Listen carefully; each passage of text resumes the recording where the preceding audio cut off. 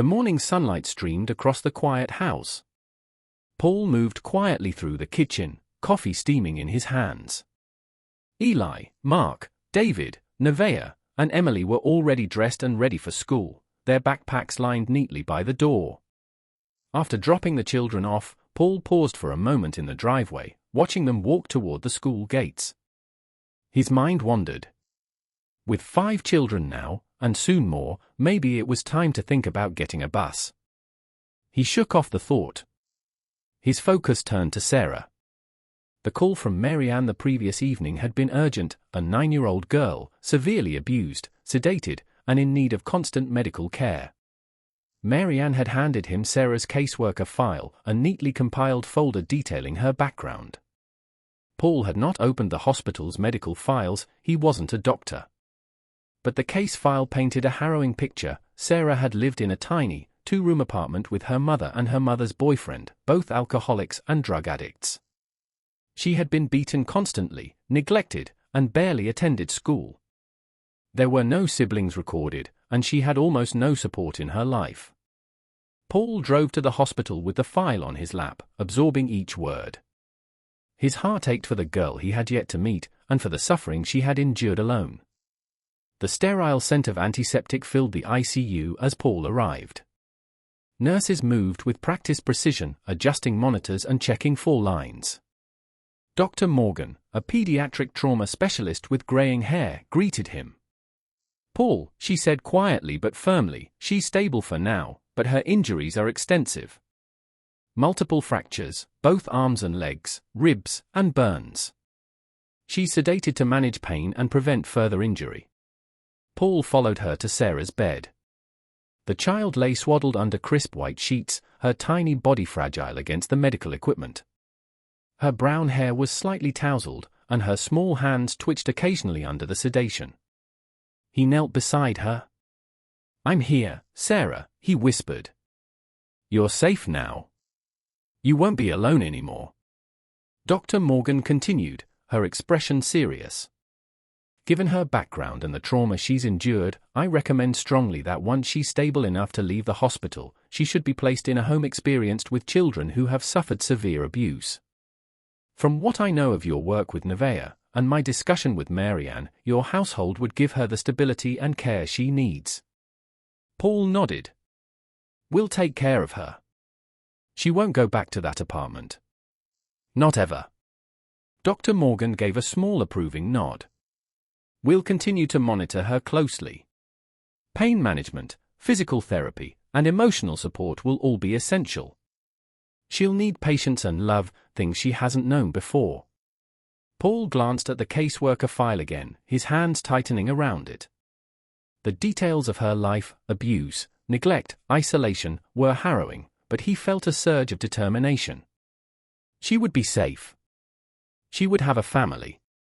After settling beside Sarah's bed, Paul spent the morning watching her small chest rise and fall under the sedation. She was a fragile, silent bundle of suffering, and the weight of her ordeal pressed heavily on him. He had never seen a case like this in person. The combination of broken bones, burns, and sheer neglect made her injuries profoundly severe.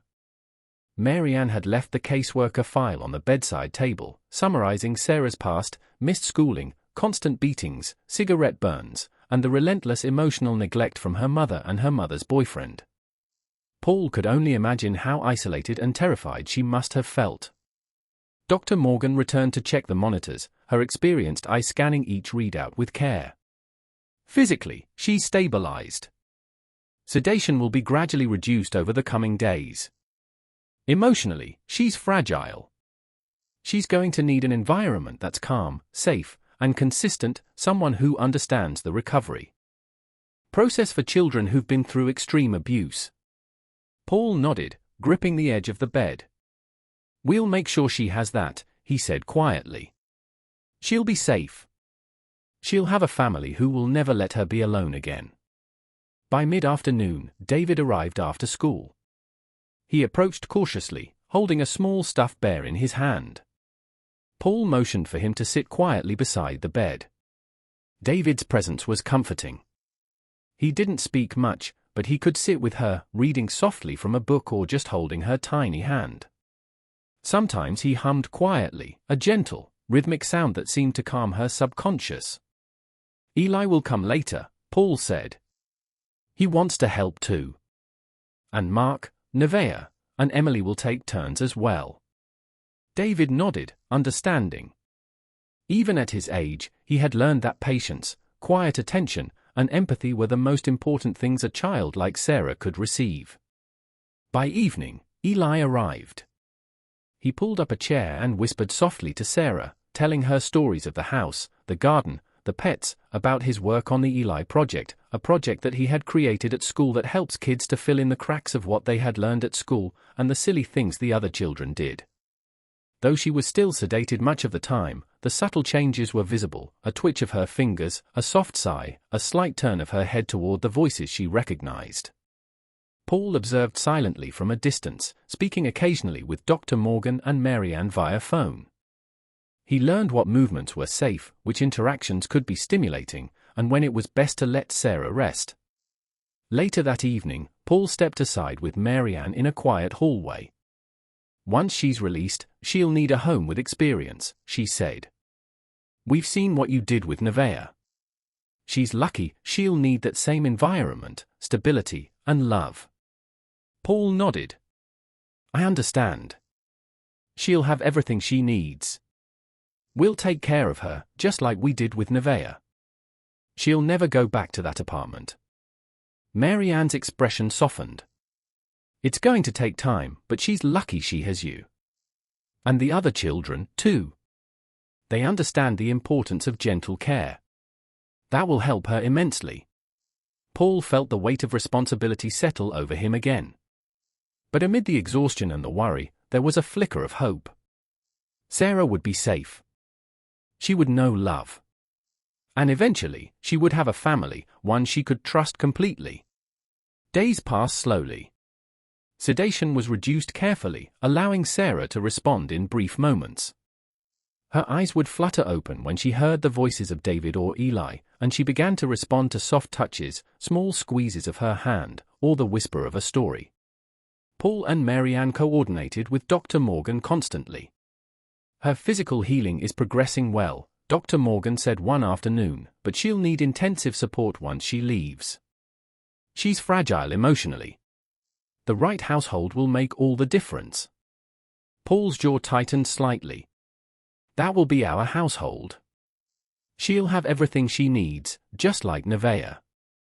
Marianne smiled softly, a gesture full of quiet reassurance. "And you won't do it alone, Paul. You'll have help, from the children, from me, and from the support network we've built. She'll heal here, in more ways than one." By the end of the first week, small victories became visible. Sarah would turn her head toward the children's voices, respond with tiny movements, or let out a faint sigh that seemed almost like a smile. David and Eli would sit with her for hours after school, bringing soft toys or whispering gentle stories. Paul stayed close, sometimes holding her hand, sometimes coordinating with Marianne on therapies and schedules. Even in these small, quiet moments, their partnership was apparent, a soft current of understanding and support that neither needed to voice aloud.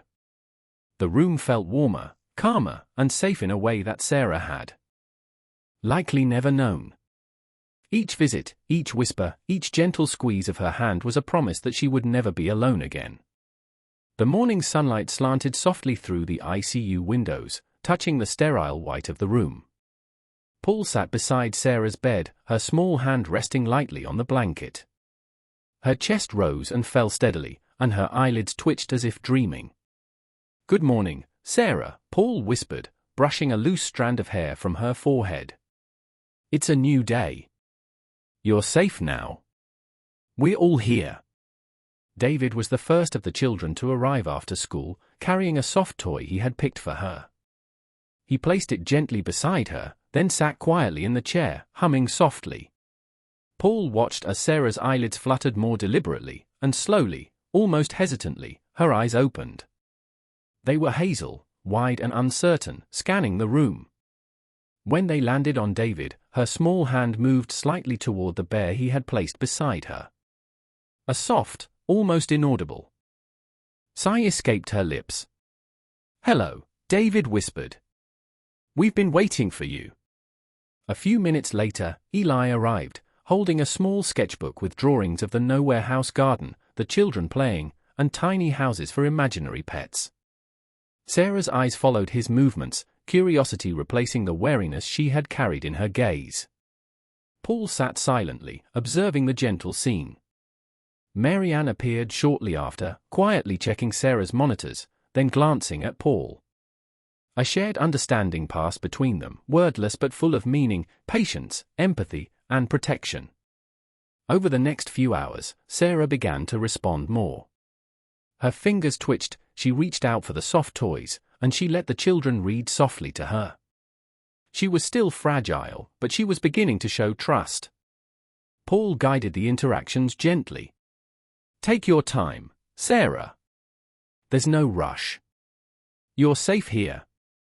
Everyone is here for you." Mary Ann, standing slightly to the side, offered quiet encouragement to Paul. Their subtle glances and nods reinforced the sense of teamwork and shared responsibility. The children noticed too, the way Paul and Mary Ann seemed to work together without speaking, and it gave them a sense of calm and reassurance. Each day brought small victories. A smile when David handed her a toy. A quiet laugh at Eli's drawings.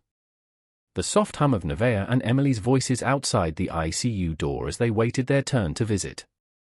Paul took notes from Dr. Morgan on how best to support Sarah's emotional and physical recovery. Mary Ann would occasionally add her observations from a caseworker perspective, suggesting gentle routines, play therapy, and strategies to build trust. It was a delicate balance, letting Sarah rest while encouraging interaction, maintaining safety while fostering connection.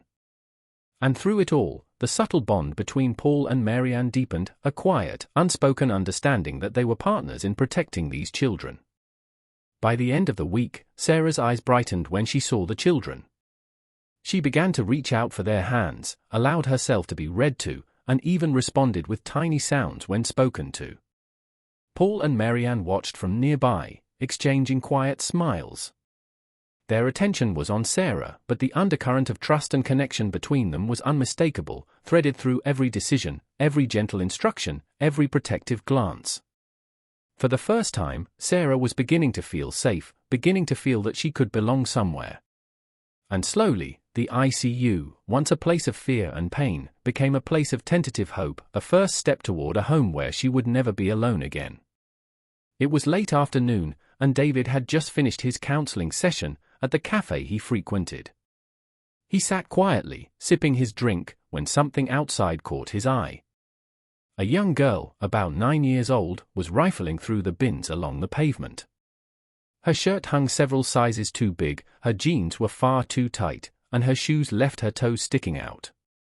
Her hair was tangled and unwashed, and David thought to himself, when did she last have a bath? "Dad," he said softly, pointing, "can I give her my burger?" Paul followed his son's gaze. His mind was still on Sarah and the other children in the hospital, but he nodded slowly. "No, let's get one for her," he said. Later, David approached the girl, holding out the bag of food. "Here," he said gently. "This is for you." The girl looked at the bag, then back at David, her expression sharp and wary. "I don't take charity," she said. David frowned. "If I put it in the bin first, then it's not charity," he said, carefully placing the bag inside a nearby trash bin. "I'm David," he offered. The girl's eyes narrowed. "I don't give my name," she said. "Because giving someone your name gives them power over you." Paul watched quietly. He and David discussed the girl's lack of warm clothes, her exposure to the cold, and the fact that she often slept outdoors or in the truck stop bathrooms when she wasn't caught. The cafe owner had mentioned she wouldn't take food from them during the day but would eat what was left at closing time or the next morning, still edible but discarded. Paul sent a quick message to Mary Ann to pick up warm clothes for her on the way home with the other children from the hospital. Meanwhile, David, being persuasive and earnest, managed to convince the girl to come with them to the Nowhere House for just one night. He emphasized that it was not charity, that she could leave the next day if she wanted, and suggested a warm bath and a bed for the night. "Come with us," David said softly. "My sisters will be cross with me if I leave you here." The girl hesitated, but the thought of not facing the night alone in the cold finally tipped the balance. When they arrived at the nowhere house, Eli, having overheard Mary Ann mention that David was bringing a new child home, ordered pizza, his usual choice, a little ritual to mark the arrival of someone new. Paul parked his truck, and David guided the girl inside. They introduced her to the other children, Nevaeh, Emily, Mark, and Eli.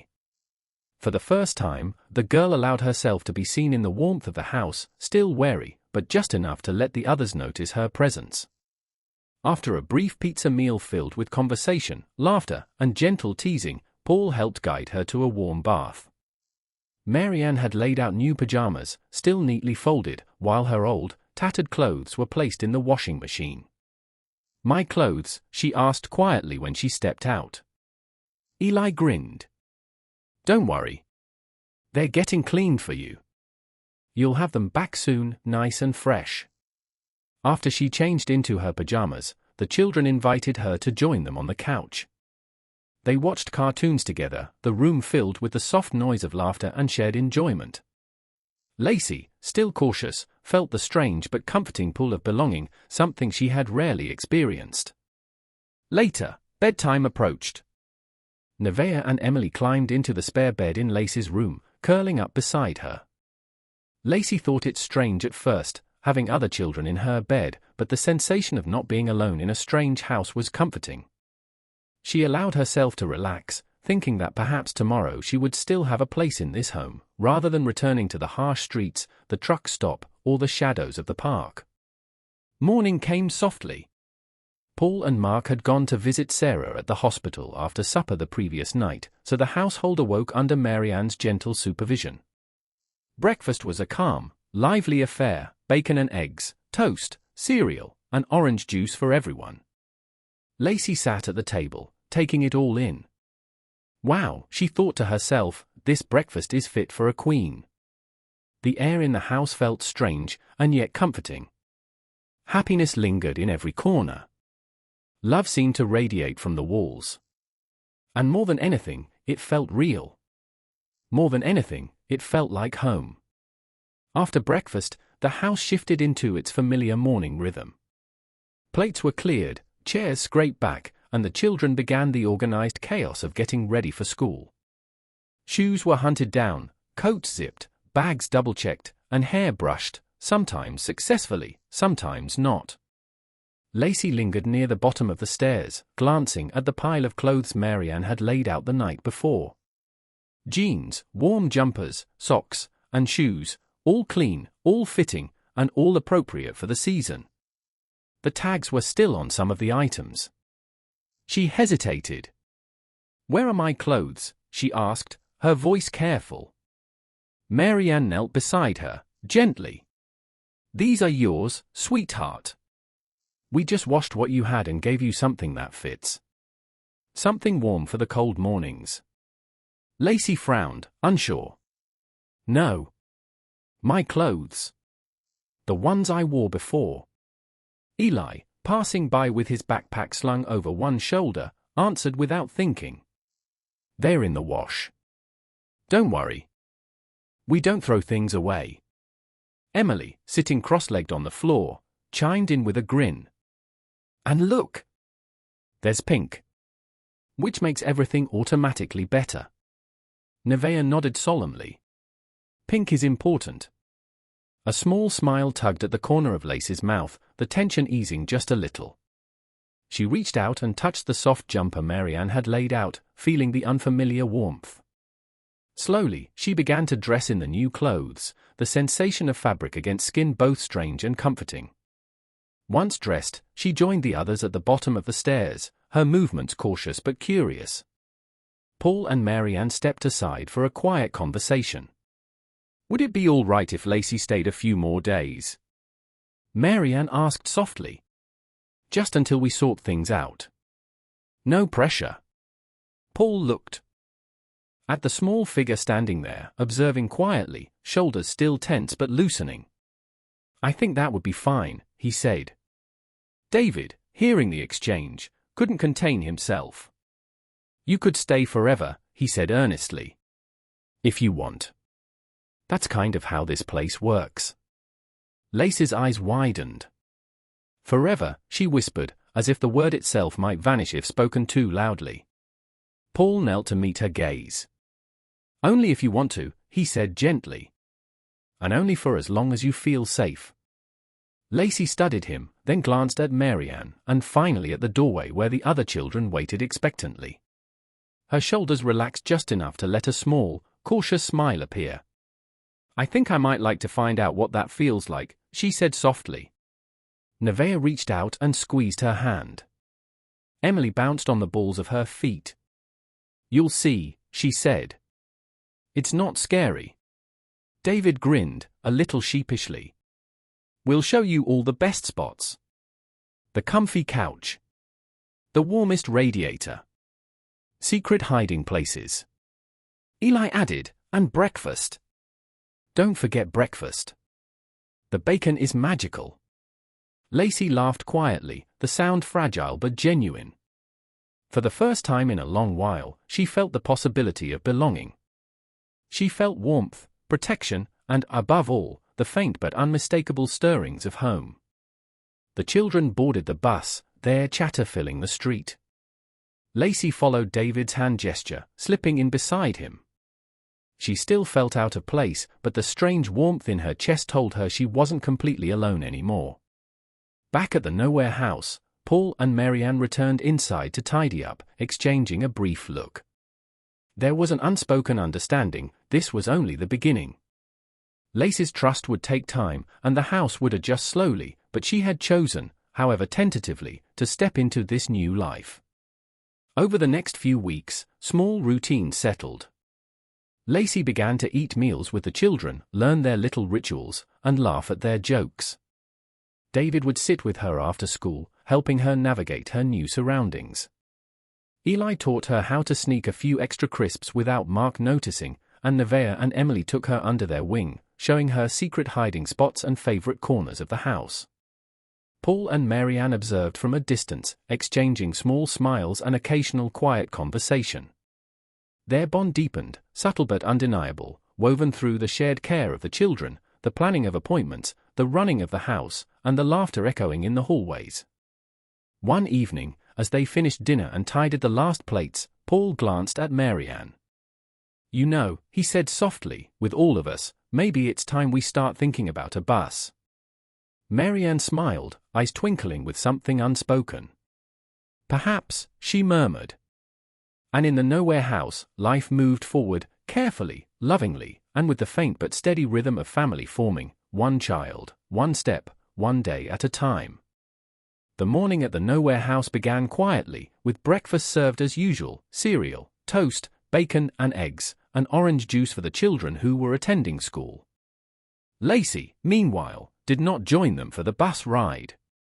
Instead, Marianne took her aside, explaining gently that they had to make sure everything was done properly before she could officially stay at the house. "Don't worry," Marianne said, taking Lacey's hand as they walked toward the car. "We just need to check a few things, make sure you're safe, make sure the right papers are in order. Then we'll see what we can do." Lacey's small hand squeezed hers tightly. "Will it be long?" she asked. "Not too long," Marianne replied with a reassuring smile. "And you'll get to come home soon." At the CPS office, Lacey sat quietly while Marianne reviewed her case file and contacted the appropriate authorities. She checked for missing persons reports, confirmed her details, and began to organize the correct procedure for Lacey to officially join the family at the Nowhere house. Once the administrative work was done, Marianne drove Lacey to a small clothing store. She let her pick out warm clothes that fit properly, jumpers, trousers, socks, shoes, and a coat for the chilly weather. Lacey was hesitant at first, unsure what to do with this attention, but gradually she began to enjoy the experience. Marianne encouraged her gently, and by the end of the shopping trip, Lacey's small bag was filled with clothes that actually fit and would keep her warm. Back at the Nowhere house, Paul prepared for his own morning visit to Sarah in the hospital. He wanted to discuss her upcoming release, her care plan, and the arrangements for her transition to life at the house once she was well enough. He carried Sarah's case file, noting the details of her injuries, her treatment, and the plan for gradual rehabilitation at home. When Paul arrived at the hospital, he was met by Dr. Morgan, who had been overseeing Sarah's recovery. She reviewed the plan with him carefully, emphasizing the need for continued supervision and care, and recommended that Sarah come to live with Paul at the Nowhere house once her release was approved. Dr. Morgan knew Paul from Nevaeh's case and trusted him implicitly to provide a safe, nurturing environment. Her recovery will take time, Dr. Morgan said. But with your experience and the structure you've built at home, she'll have the best chance to heal, physically and emotionally. Paul nodded, taking in every word. Thank you, Dr. Morgan. I'll make sure she has everything she needs. Meanwhile, back at the Nowhere house, Mary Ann returned with Lacey. She showed her the bag of new clothes and suggested they get her settled for the day. Lacey carefully examined each item, a flicker of a smile breaking through as she realized she didn't have to wear rags any longer. The house was quiet but alive with a gentle hum of domesticity, the children's laughter and chatter from the school day, Paul preparing for Sarah's release, and the soft undercurrent of trust forming between Lacey and Mary Ann. The afternoon sun streamed through the windows of the Nowhere house as the girls returned from school. Lacey had spent the day with Mary Ann, and now she stood in the middle of the living room, twirling in her new clothes as though the house were a stage. Her jumpers and trousers fit perfectly, her coat was snug and warm, and even her shoes felt like they belonged. "I look like a fashion model," she exclaimed, spinning again, a bright laugh escaping her for the first time in weeks. Nevaeh and Emily watched, smiling, clapping, and giggling at her excitement. "You do," Emily said, bouncing on the spot. "Pink is mandatory for ultimate style points, obviously." Nevaeh nodded seriously. "And confidence is everything." "You've got it already." Lacey's cheeks flushed with pride. For the first time, she felt like she belonged somewhere, like she wasn't just surviving but actually living. Evening fell, and the hospital lights glowed softly. Paul returned with the boys, bringing small treats and a sense of warmth into Sarah's room. "Hey, Sarah," David said gently, taking a seat beside her bed. "How was your day?" Sarah managed a weak but determined smile. "Better, now," she whispered, her voice hoarse but full of trust. Eli passed her a small puzzle to work on together, while Mark read aloud a short story, his voice soothing in the quiet room. Paul stood nearby, speaking with Dr. Morgan about the last few details before her release, ensuring every precaution and plan was in place for her safe return home. The room was filled with a quiet, gentle joy, small, precious moments of connection that reminded Paul why he had dedicated himself to these children. And outside the hospital, the world continued, unaware of the delicate threads of healing being woven in that small room, where laughter, care, and safety were slowly replacing fear and pain. A couple of weeks passed, and Lacey had begun to feel at home in the Nowhere house. Her new clothes were neatly folded in her drawer, her shoes lined up on the rack by the door, and her small belongings tucked carefully into the corner of her room. She had begun to laugh more freely, to join in the games with Nevaeh and Emily, and to share little stories about her life before she'd met David and the others. Mary Ann had spent the intervening days carefully reviewing Lacey's case. She had confirmed her identity, checked for any missing persons reports, and ensured that the legal and procedural requirements were met for Paul to foster her officially. The paperwork was finally in order, allowing Lacey to stay at the Nowhere house with a proper placement, rather than a temporary arrangement. The morning of her first day at school dawned crisp and clear. Lacey stood at the bottom of the stairs. In her freshly chosen school uniform, a little nervous but bright-eyed. "Are you ready?" Paul asked, kneeling to meet her gaze. Lacey nodded. "I think so." David appeared at the doorway, hands in his pockets. "You could stay forever," he said matter-of-factly. "If you want." That's kind of how this place works. Lacey smiled faintly, a little more confident than the first time he had said it. We'll see, she replied softly, the words carrying hope. Mary Ann drove her to school, explaining routines and introducing her to the new environment. Lacey walked into the classroom hesitantly, but the teachers welcomed her warmly, making small efforts to put her at ease. After school, while the boys went off to their usual after-school activities, soccer, the Eli project, that afternoon, the girls returned to the Nowhere house. Lacey was eager to share her first experiences, recounting the classroom, the teacher, and the new friends she had begun to notice. Nevaeh and Emily listened intently, occasionally offering their own advice about surviving the playground and making friends. A few days later, Mary Ann arranged for Lacey to accompany Nevaeh and Emily to the hospital to meet Sarah. The girls were buzzing with excitement, eager to introduce Lacey to their newest housemate in the way they always did, gently, patiently, and full of encouragement. Sarah was resting comfortably in her hospital bed when they arrived. Her recovery was still ongoing, but she looked stronger and more alert than she had the first day Paul had visited. Lacey approached hesitantly, unsure how Sarah would respond to a new face. "Hi," Lacey said softly, offering a shy smile. Sarah turned her head and returned a small, tentative smile of her own. "Hi," she whispered, her voice hoarse from the hospital sedation but warm with recognition of kindness. Nevaeh and Emily quickly helped bridge the introductions, explaining who Lacey was and where she had come from, while also reassuring Sarah that she was not alone. Lacey stayed close to the girls, observing, listening, and gradually letting herself feel part of this small, caring network. Paul and Mary Ann monitored the visit from a distance. A few days later, the arrangements were complete. Sarah's discharge from the hospital was confirmed, and Paul returned to the Nowhere house to prepare for her arrival. The girls had been buzzing with anticipation for hours, and Lacey was particularly excited, having spent time thinking about how to welcome Sarah properly. When Sarah finally arrived, carefully assisted into the house by Paul, she was met by a chorus of greetings.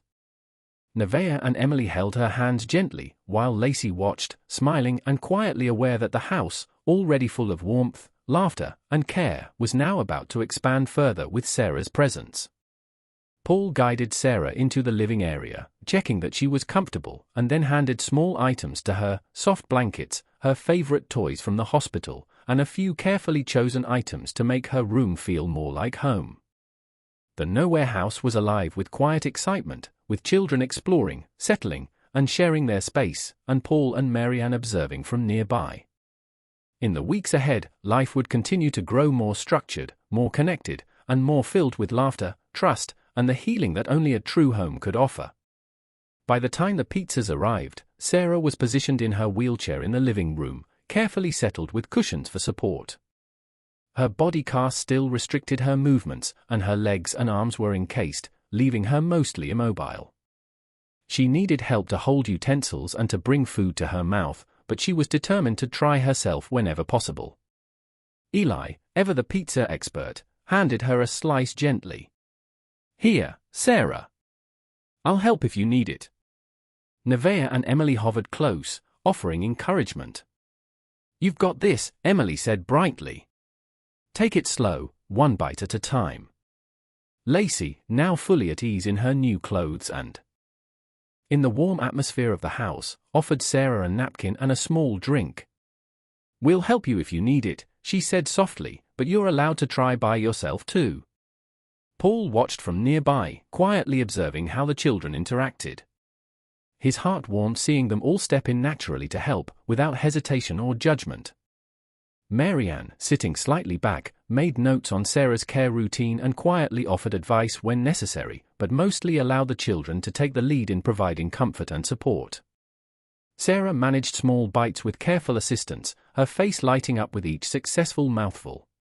Laughter and gentle teasing filled the room as Eli joked about saving the best slice for himself, and Nevaeh and Emily reminded him that Sarah had dibs.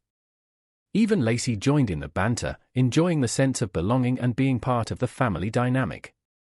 Once the meal was done, Paul helped transfer Sarah to her bedroom, where she was able to rest fully in bed while the wheelchair was stored nearby.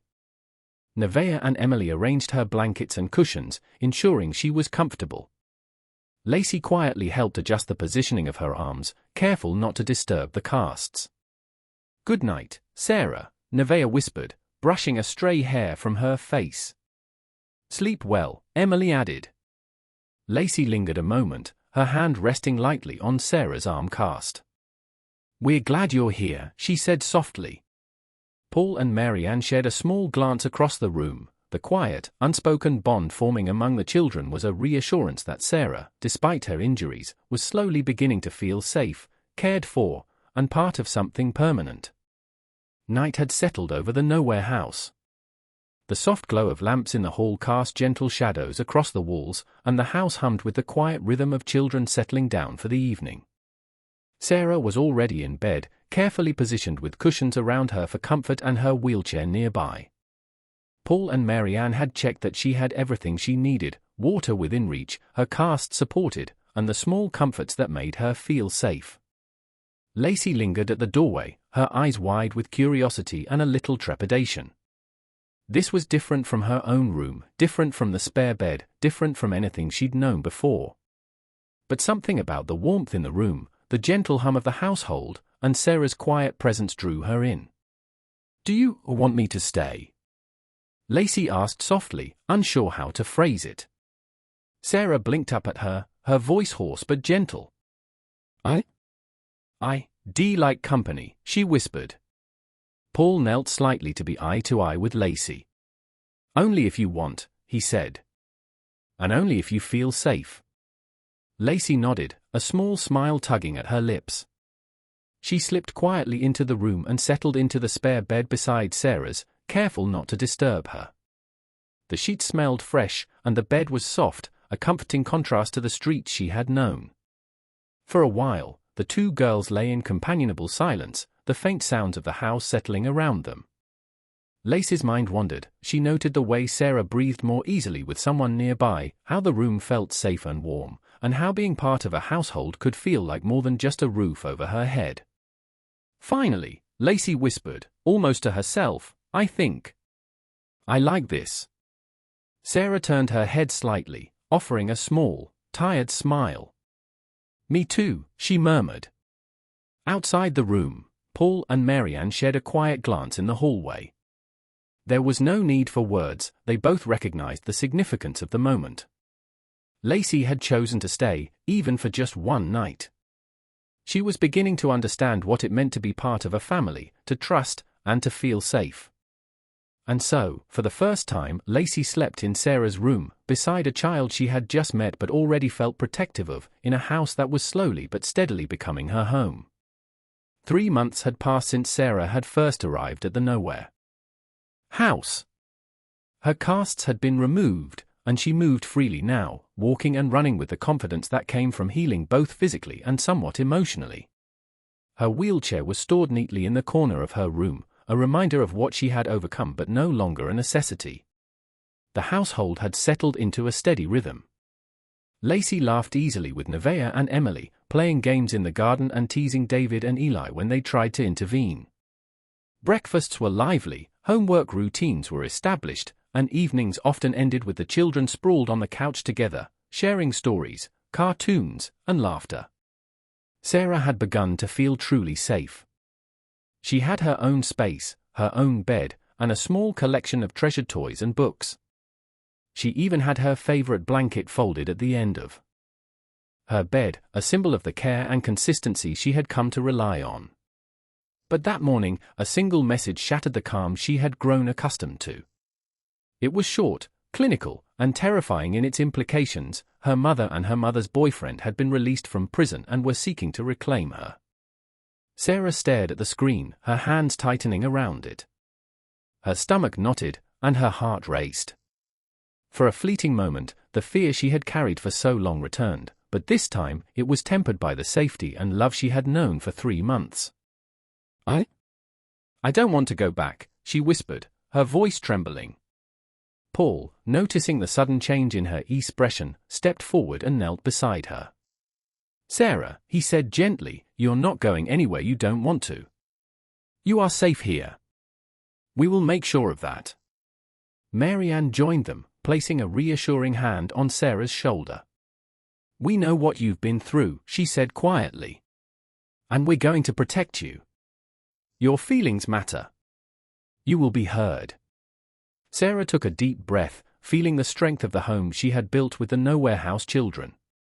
The laughter in the background, the chatter, the warmth of her sisters and friends, reminded her that she belonged here. She had a family now, real, loving, and protective. Yet the message lingered in the back of her mind, a reminder that the past was never far away.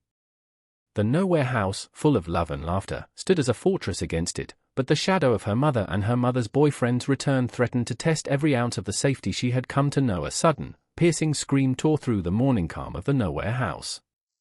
It was raw, desperate, and unlike anything the children had ever heard from Sarah before. For a heartbeat, everything froze, the breakfast chatter, the clatter of dishes, even the sunlight streaming through the windows seemed to hold its breath. Then, just as abruptly, there was a pause. Silence settled heavily over the kitchen, broken only by the sound of Sarah's uneven breathing. I don't want to go back," she whispered, her voice trembling, barely audible over the echo of her scream. Paul and everyone at the table jerked their heads towards her, shock and concern written on every face. Lacey, Nevaeh, and Emily's hands shot to their mouths, eyes wide with fear for their friend.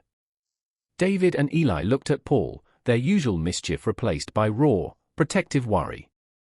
Paul rose immediately, moving to kneel beside Sarah so he was eye to eye with her. "Sarah," he said gently but firmly, "you are not going anywhere you don't want to. You are safe here, with us. You belong here." Mary Ann stepped forward as well, her hand resting lightly on Sarah's shoulder. "We know what you've been through," she said softly. "We understand your fear.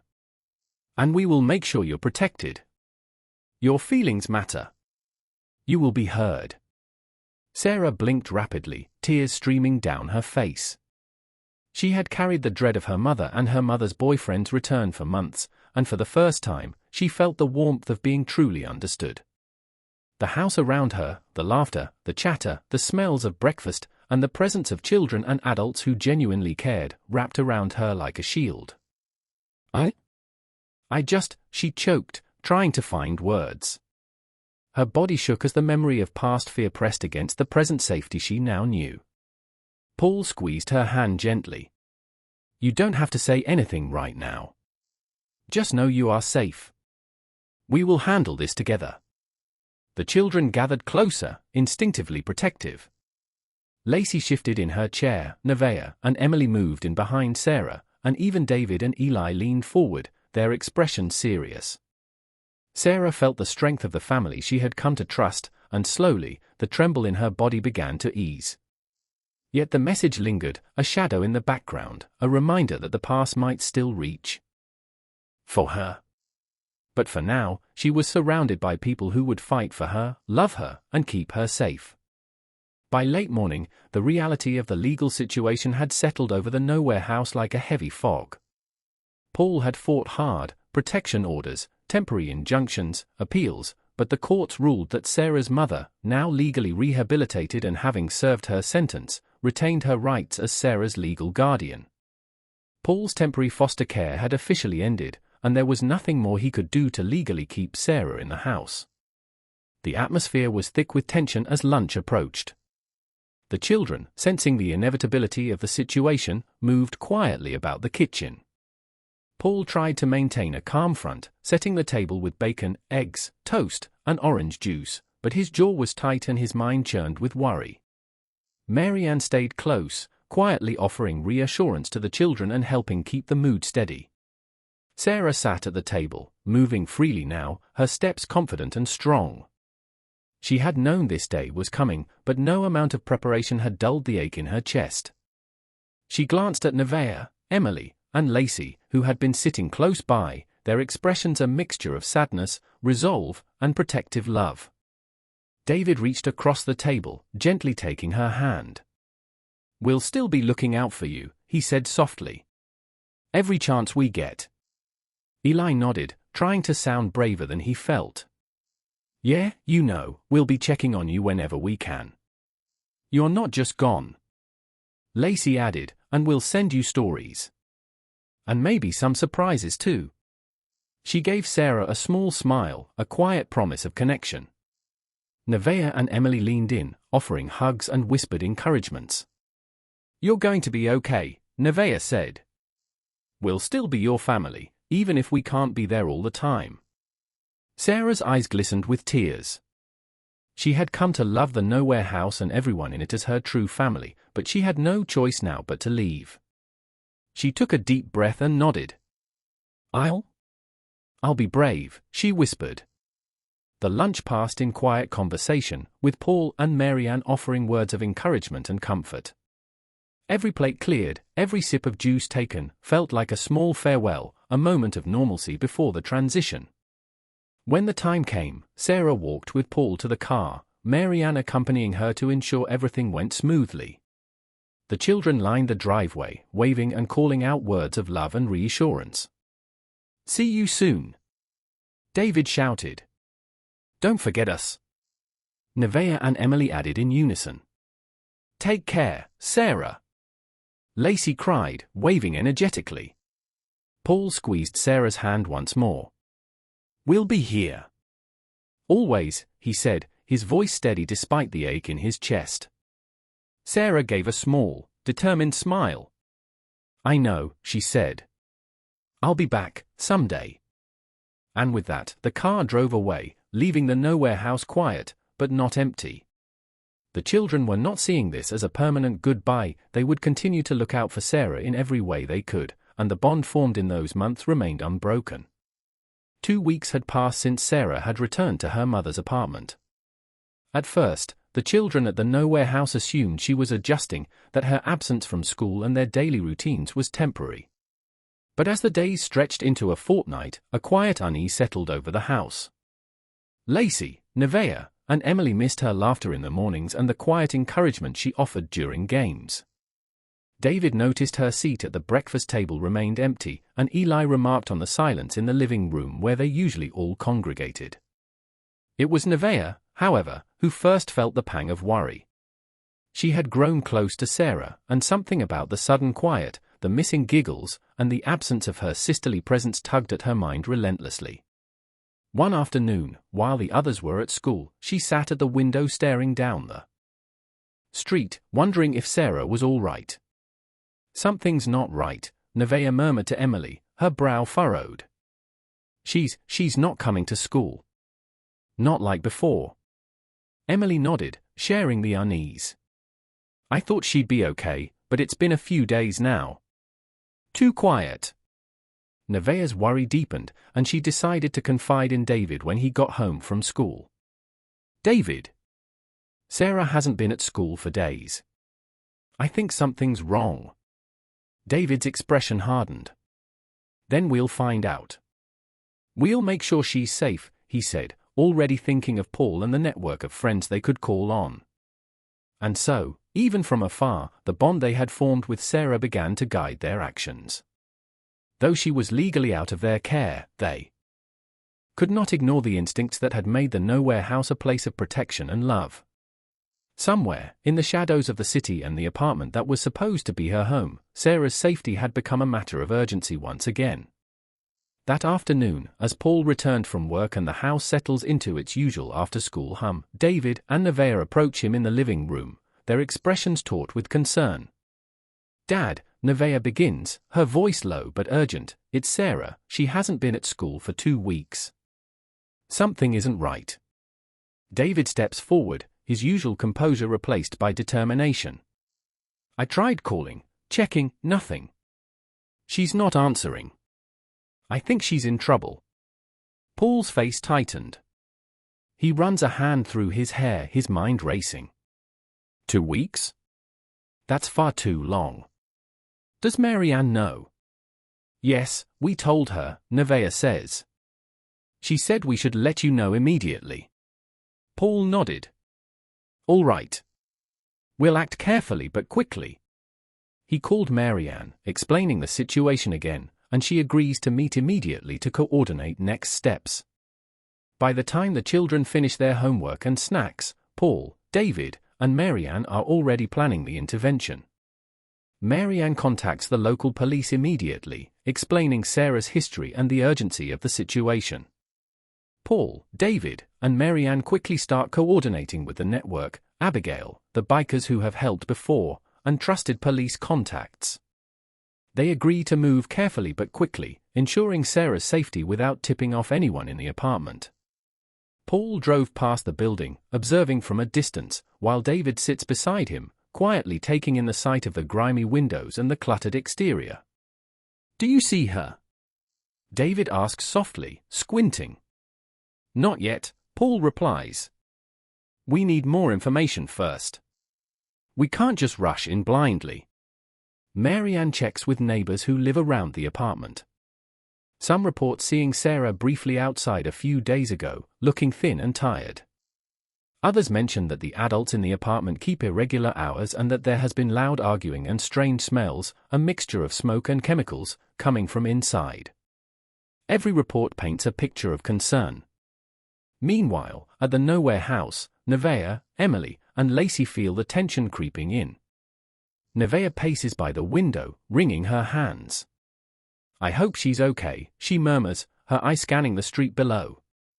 Abigail joins the team, coordinating communication between Paul, Marianne, the bikers, and the police. They check the apartment multiple times over the afternoon. When they knock on the door, there is no answer. Every window is shuttered, no sound comes from within, and the pattern of absence grows more worrying with each passing hour. Finally, with enough information gathered and after confirming that Sarah is alone and in potential danger, the police prepare to gain entry. They wait for the team to assemble, Paul, Marianne, Abigail, and a few trusted bikers standing ready outside, providing support and ensuring the operation proceeds smoothly. The tension is palpable. Every member of the group knows that the next few minutes will determine whether Sarah remains safe or falls back into harm's way. The police take their positions, ready to enter. Paul, Marianne, and Abigail stand close by, hearts pounding. The bikers form a quiet perimeter, ensuring nothing will disturb the operation. An officer knocks firmly on the apartment door. "Police?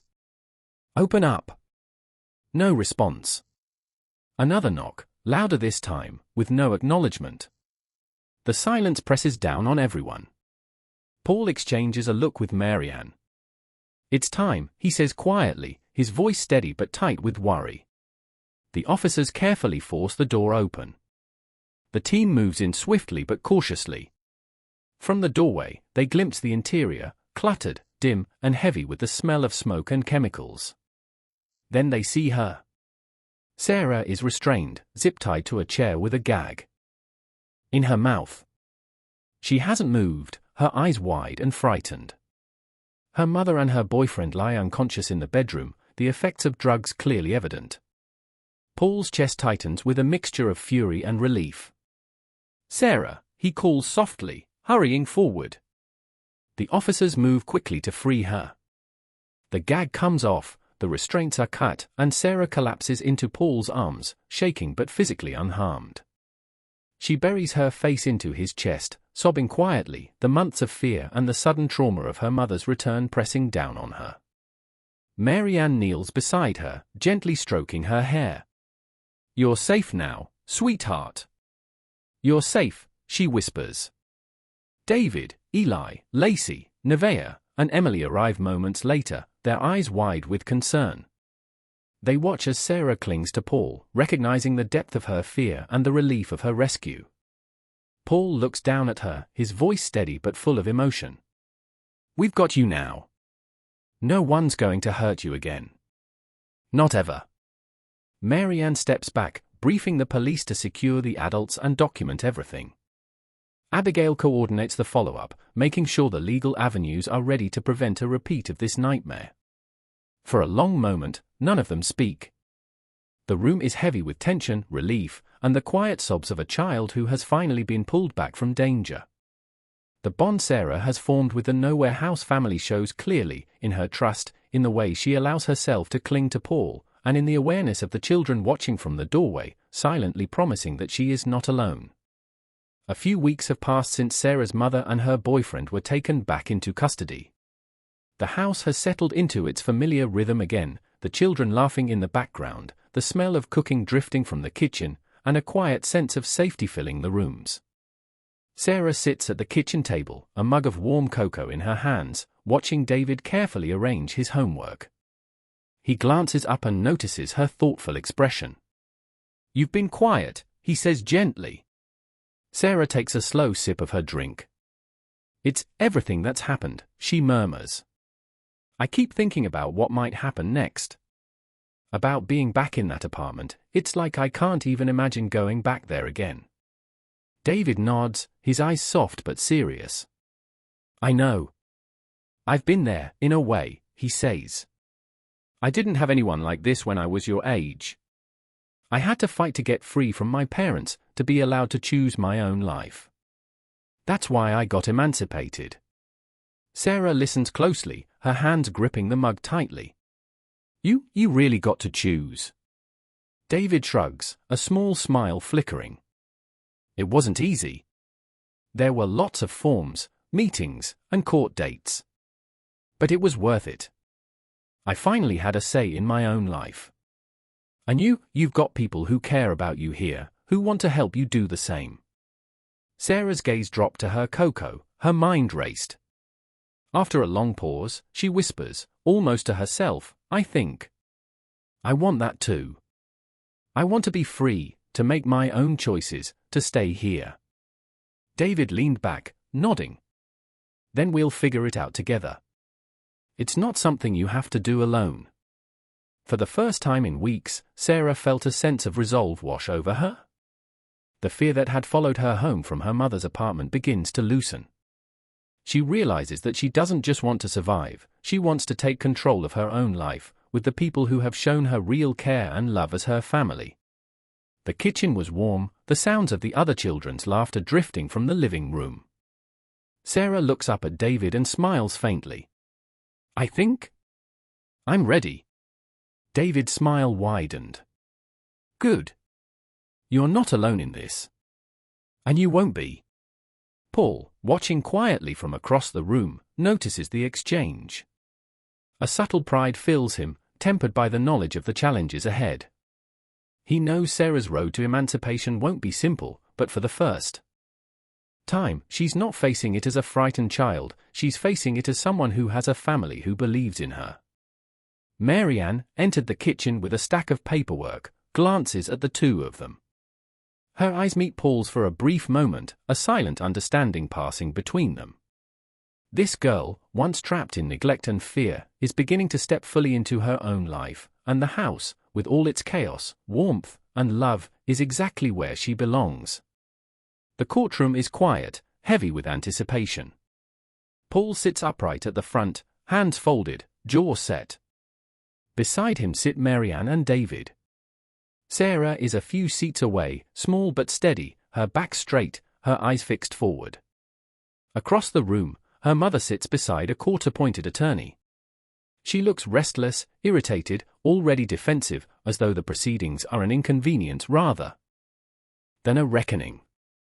The judge enters. Everyone rises. When the court settles, Paul's application is read aloud, adoption of Sarah, with intent to provide permanent care, stability, and guardianship. Before Paul can speak further, the mother's attorney stands. "Your Honor, my client objects. She is the biological mother. Regardless of past convictions, she retains parental rights and does not consent to adoption." A murmur ripples through the room. Sarah's fingers curl into fists. Then she stands. The sound of the chair scraping back cuts through the silence. "I need to speak," she says, her voice clear, shaking only slightly. Her mother turns sharply. "Sit down." "No," Sarah says, louder now. She turns to face her. "You don't get to tell me what to do anymore." The judge raises a hand, allowing it. Sarah swallows, then continues. "You're a convicted felon. Twice. You hurt me. You lost your rights when you chose drugs and violence over your child." Her mother scoffs and starts to rise. Sit down, Sarah says loudly, pointing. And be silent. The courtroom freezes. The judge looks at the mother coolly. You will remain seated. Any further interruption will result in removal. Sarah turns back to the bench, her hands trembling but her voice steady. If you refuse to approve the adoption, then I will file for emancipation. I will make my own choice. And I choose Paul. A hush falls over the room. The judge studies her carefully. Sarah, would you come with me to my chambers for a private consultation? Sarah nods and steps forward. David stands immediately. I'm coming with her. The judge pauses, then looks at him more closely, recognition flickering in her eyes. You, she says slowly, may wait just outside the door. David hesitates, then nods. I'll be right here, he says quietly to Sarah.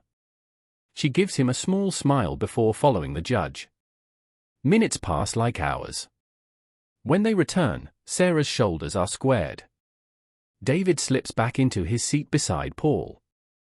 The judge settles behind the bench. This court recognizes the clear, informed, and resolute wishes of the minor, she says. Given the respondent's criminal history, repeated abuse, and incarceration, this court grants emancipation, effective immediately. The mother leaps to her feet, shouting. Bailiff, the judge says calmly. Remove her from my courtroom. The sound of protest fades as the doors close behind her. The judge signs the documents, then looks directly at Paul. You may proceed with your petition. Paul stands. Your Honor, I formally apply to adopt both Sarah and Lacey. The judge nods. So noted. Sarah steps forward once more. There's one more thing, she says softly. I don't want my old name anymore. The judge tilts her head. And what name do you choose? Sarah breathes in, then smiles, a real smile, free and certain. Hallie. The judge writes it down. Then Hallie it is. A new beginning. Paul closes his eyes for a moment, overcome. David exhales slowly, a hand covering his mouth. And Hallie, no longer bound to the past, no longer owned by it, steps back into the room not as a victim, not as a ward of the state, but as a child who chose her future. The day after the court hearing dawns slowly at the Nowhere house. There is no rush, no urgency hanging in the air, just the soft sounds of a home waking up. Sunlight spills through the kitchen window as Paul moves easily between the stove and the counter, bacon sizzling, the kettle clicking off behind him. The house smells warm and alive. Mary Ann stands nearby, barefoot, wearing one of Paul's old jumpers. She pours orange juice into mismatched glasses, glancing occasionally down the hallway as if counting heads by instinct now. Doors begin to open. Nevaeh and Emily shuffle in first, still half asleep. Eli follows, already talking. Lacey lingers at the doorway, watching. David arrives last, quiet, observant as ever. And then Hallie. She pauses. Just inside the kitchen, taking it all in, the noise, the warmth, the way no one looks at her like she might disappear if they blink. Morning, Paul says gently. Hallie nods. Morning. Breakfast is laid out quickly, eggs, bacon, toast, cereal, juice. Everyone talks at once. It's loud, chaotic, and exactly right. Halfway through, Emily reaches across the table and says, without thinking, Mom, can you pass the jam? The word lands softly, and stays. Mary Ann freezes for just a heartbeat. Then she smiles and slides the jar across the table. Here you go, love. Nevaeh grins. Told you someone would say it. Eli nods, chewing. Yeah. Mom, fits. Lacey tests it, quieter. Mom. Mary Ann meets her eyes. Yes? Something settles. Hallie watches all of it, heart racing. She swallows, then tries to, barely audible. Mom. Mary Ann's breath catches. She reaches across the table and covers Hallie's hand with her own. Yes, sweetheart. Paul looks away for a moment, blinking hard.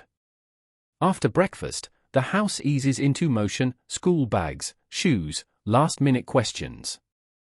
Mary Ann moves through it all naturally, helping, reminding, laughing.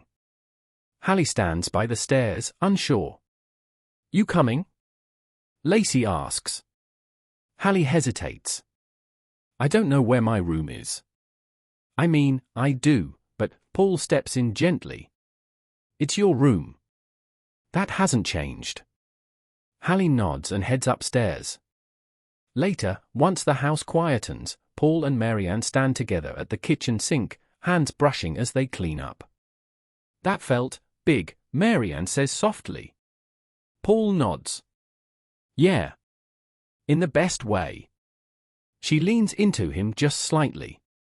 He doesn't move away. That afternoon, the children return home loud and hungry, stories spilling over one another.